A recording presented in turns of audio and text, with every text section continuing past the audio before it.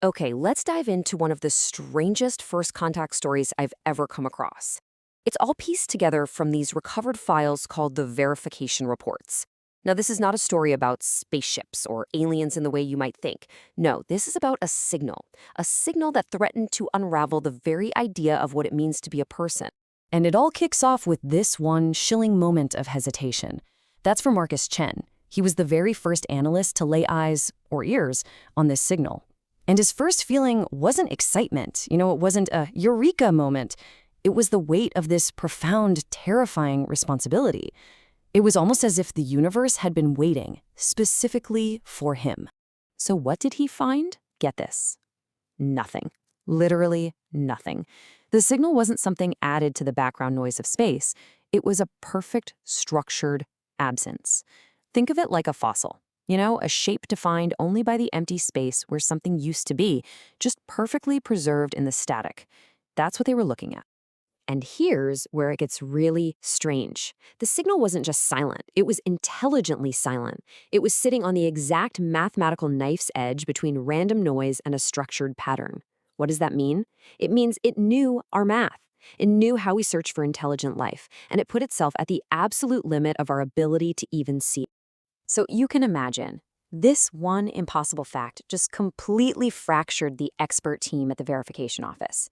It forced them to ask a pretty terrifying question. What in the world are we actually dealing with here? The team split right down the middle.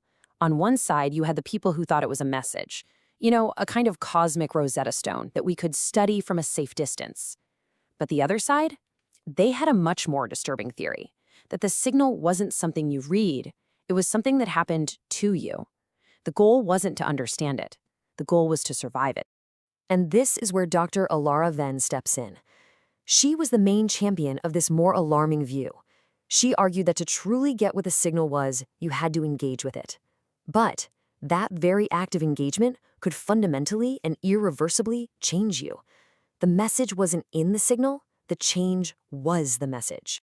All right, so let's follow Dr. Venn's path for a minute. This is the optimistic take, the idea that the signal wasn't a threat at all, but a profound, almost spiritual invitation to become something more. Researchers actually started mapping the signal's effects on people, and they found this clear, repeatable pattern. It starts with just objective study, then confusion. But then came the reflexive turn, where the analysts started feeling like the signal was studying them. And that always led to the final step, dissolution, the complete collapse of the self. As for phase 5, the records are sealed on that one. But here's the thing. Dr. Van didn't see this collapse of the self as a bad thing. For her, the individual I that we all feel, that was a limitation, a prison. So this dissolution, it wasn't an end. It was an escape, an expansion of consciousness into something way, way bigger.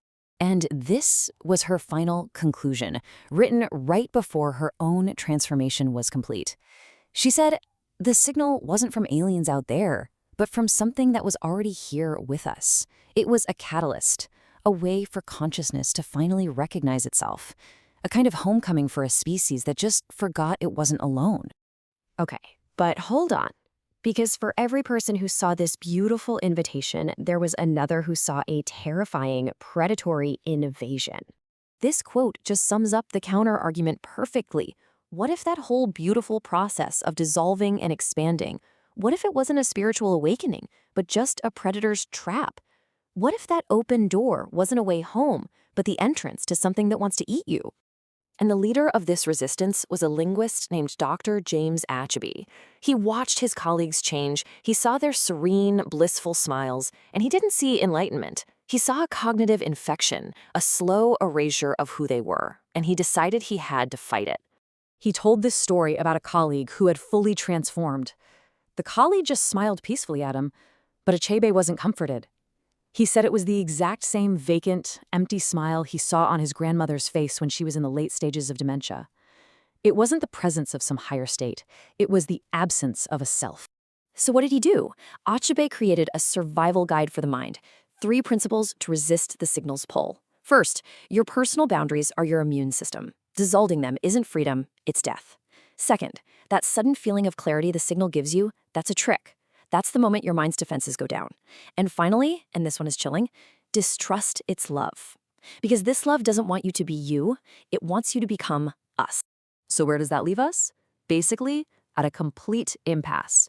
You have two perfectly logical, completely defended, and mutually exclusive takes on the exact same thing: a benevolent awakening or a predatory consumption. So here it is, laid out side by side. Is it a homecoming or a trap?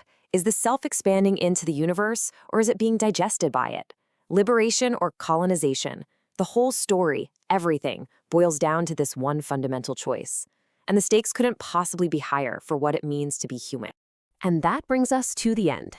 The signal is a door, and it's already open. The choice isn't whether to open it, it's whether to walk through it. So the final question really is for you. Faced with this impossible signal, with this promise of transcendence on one side and the threat of utter annihilation on the other, what would you do?